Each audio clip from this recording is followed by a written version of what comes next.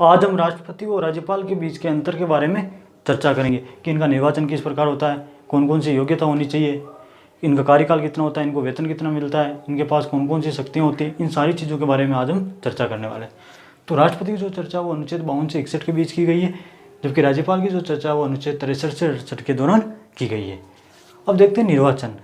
राष्ट्रपति का जो निर्वाचन है वो एकल संक्रमणीय अनुपातिक द्वारा होता है। अब ये एकल संक्रमणीय अनुपातिक क्या होती है, तो देखो हम वोट डालने जाते हैं, हमारे सामने 10 उम्मीदवारों की लिस्ट है, तो हम उन 10 में से एक को वोट डाल सकते हैं। जबकि राष्ट्रपति के चुनाव में ऐसा नहीं होता।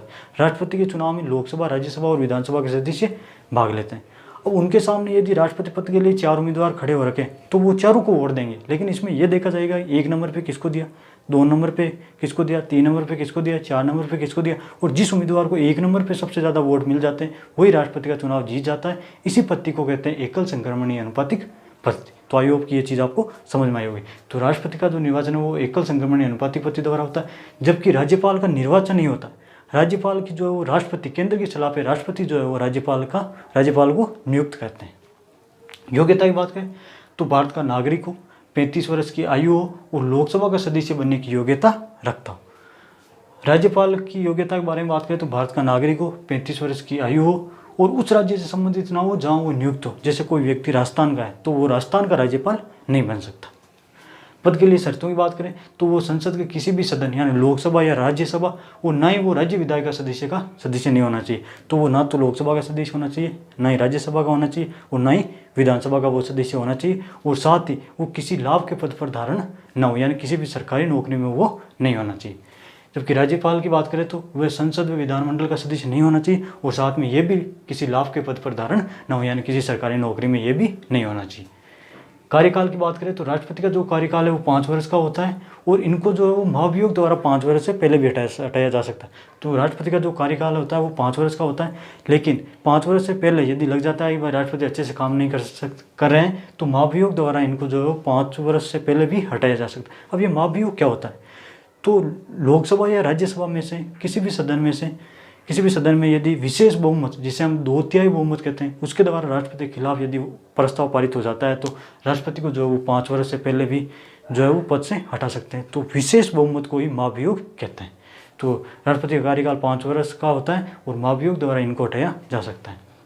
राज्यपाल की बात करें तो राज्यपाल का कार्यकाल भी 5 वर्ष का होता है और राष्ट्रपति राज्यपाल को हटा सकते हैं या दूसरे राज्य में उनको भेज सकते हैं, दूसरे राज्य में उनका ट्रांसफर भी कर सकते हैं। तो राज्यपाल का कार्यकाल भी 5 वर्ष का होता है और राष्ट्रपति यदि चाहिए तो 5 वर्ष से पहले राज्यपाल को हटा सकते हैं या उनको किसी दूसरे राज्य में भेज सकते हैं। वेतन की बात करें तो राष्ट्रपति को जो 5 लाख प्रतिमाह वेतन मिलता है, जबकि राज्यपाल को जो 3.5 लाख रुपये प्रतिमाह वेतन मिलता है। शपथ की बात करें तो राष्ट्रपति को जो शपथ है वो सुप्रीम कोर्ट के मुख्य न्यायाधीश दिलवाते हैं, जबकि राज्यपाल को जो शपथ है उस राज्य में जिस राज्य में वो नियुक्त है वहाँ के हाईकोर्ट के मुख्य न्यायाधीश जो है वो राज्यपाल को शपथ दिलाते हैं। शक्तियों की बात करें तो राष्ट्रपति के पास जो है वो कार्यपालिका शक्ति होती है। कार्यपालिका के अंदर कौन आते हैं, तो जो भी बड़े बड़े सरकारी ऑफिसर होते हैं वो कार्यपालिका अंतर्गत आते हैं और इन ऑफिसरों के ऊपर जो है वो राष्ट्रपति का नियंत्रण होता है।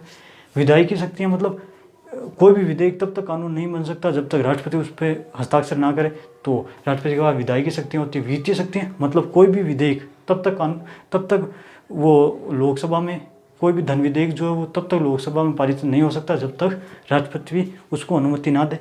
कूटनीतिक शक्तियाँ, आपातकालीन शक्तियाँ मतलब राष्ट्रीय आपातकाल, राज्य आपातकाल या वित्तीय आपातकाल की घोषणा कौन करता है, तो वो करता है राष्ट्रपति। तो राष्ट्रपति के पास कौन कौन सी शक्तियाँ होती है, कार्यपालिका, विधायिका, वित्तीय, कूटनीतिक और आपातकालीन। अब यहाँ पे ध्यान रखनी है आपको, जो शक्तियाँ राष्ट्रपति के पास होती है वही शक्तियाँ राज्यपाल के पास भी होती है, लेकिन 2 शक्तियाँ जो है वो राज्यपाल के पास नहीं होती है। राष्ट्रपति के पास वो 2 शक्तियाँ जो राज्यपाल से अधिक होती है, एक तो कूटनीतिक शक्तियाँ और एक आपातकालीन शक्तियाँ। तो याद रखना वो कौन सी शक्तियाँ जो राष्ट्रपति के पास तो होती है लेकिन राज्यपाल के पास नहीं होती है। तो कूटनीतिक और आपातकालीन ये 2 जो शक्तियाँ वो राज्यपाल के पास नहीं होती, बाकी सारी शक्तियाँ जो वो राष्ट्रपति और राज्यपाल के पास समान होती है।